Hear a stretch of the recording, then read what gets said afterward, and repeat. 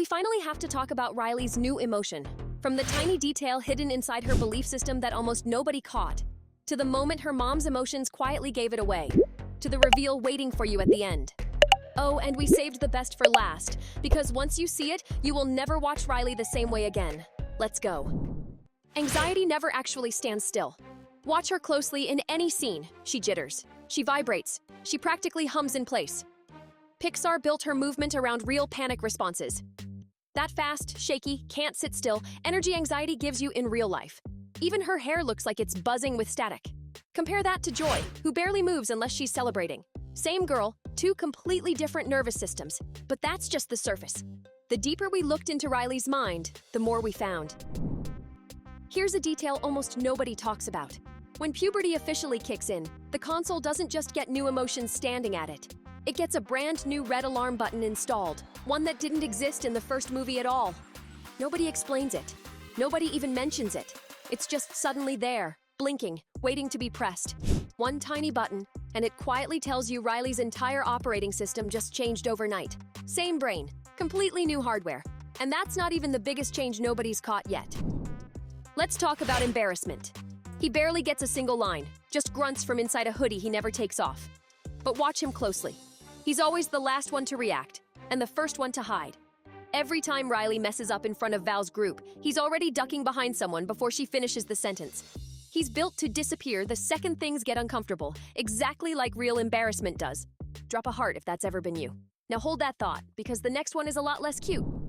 Riley gets braces in this movie, and it's barely mentioned, but it quietly changes everything about how she acts.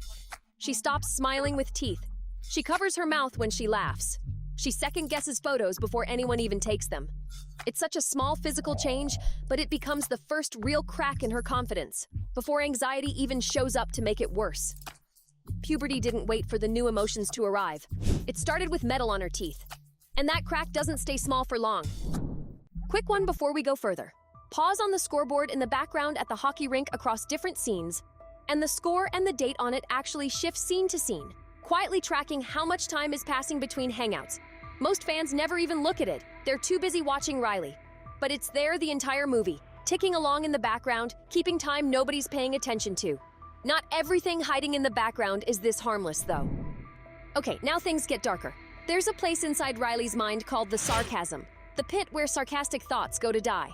Every thought pushed down there is Riley silencing herself instead of saying it out loud.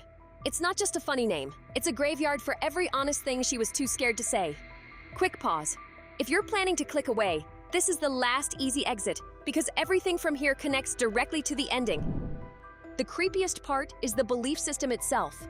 Riley's core beliefs literally grow like a tree, and the roots are shaped exactly like her family, her home, her old friendships, all tangled together underneath, so deep and knotted that you can't tell where one belief ends and the next one starts.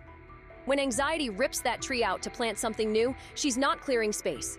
She's severing Riley from everything her identity was built on all at once, without asking.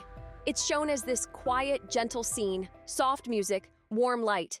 But really, it's Riley losing herself, roots and all, while the movie quietly dares you not to notice.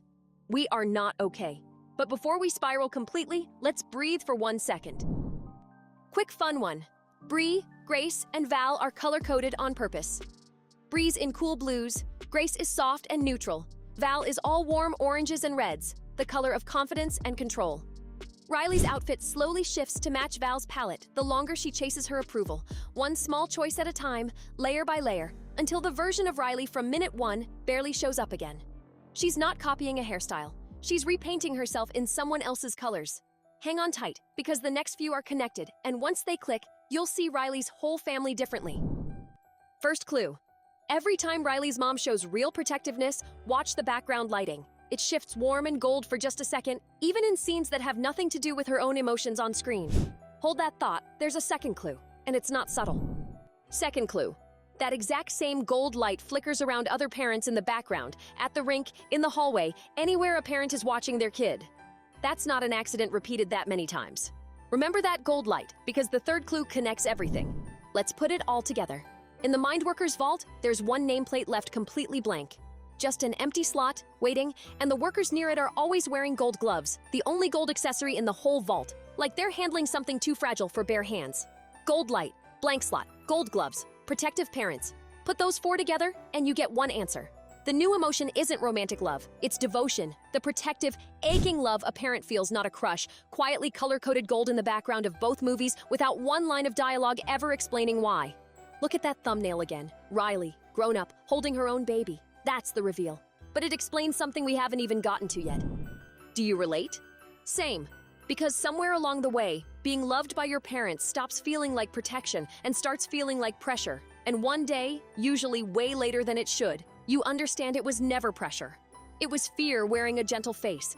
Parents everywhere do this exact same thing. They just never call it by name, watching their kid grow up and quietly panicking about it in silence the whole time. Riley's mom isn't overreacting in this movie. She's terrified, quietly, the entire time. And she never says it out loud, because that's not how devotion works. Drop some hearts for Riley's mom. She deserved every single one. She has one more secret, and it changes how you see the whole movie. Remember Bing Bong. Remember every imaginary friend Riley let go of without saying goodbye, one by one, quietly, without ceremony. Devotion isn't a brand new emotion being born in Inside Out 3. It's the emotion quietly doing Joy's job the entire time, unnamed, since the very first movie. We just never had a word for it. And there's even stronger proof this isn't just a theory. Go back to the ending of the first movie. Bing Bong sacrifices himself so Joy can get back to headquarters, then fades away completely, forgotten, alone, in the memory dump, for good. Fans call that scene devastating, but nobody's ever asked the real question. How did Joy keep moving after that? How did she get up, dust herself off, and finish the job seconds after losing someone she loved? Devotion did. It held her together just long enough to get Riley home safe, then let her fall apart once the job was done, off-screen, where nobody was watching. That's not a new emotion showing up in the sequel. That's the same one, working since day one, and getting credit for none of it. And it doesn't stop there. Because if devotion has been active this whole time, then every protective moment across both movies, every time sadness stepped in as the adult, every time anger grabbed the console just to keep Riley safe, every time fear checked the exits before anyone else even noticed danger, that wasn't just those emotions doing extra work. That was devotion. Underneath all of them, holding everything together while staying completely unnamed, never once asking for recognition. Riley never had 5 emotions. She never had 9. She had one more, working the hardest, getting 0 credit, right up until the exact moment Pixar finally decided we were ready to give it a name. Drop a 3 if that just wrecked you. If you made it this far, you're officially a certified Inside Out expert. And honestly, that's rarer than you think. Because most people never make it past minute 2.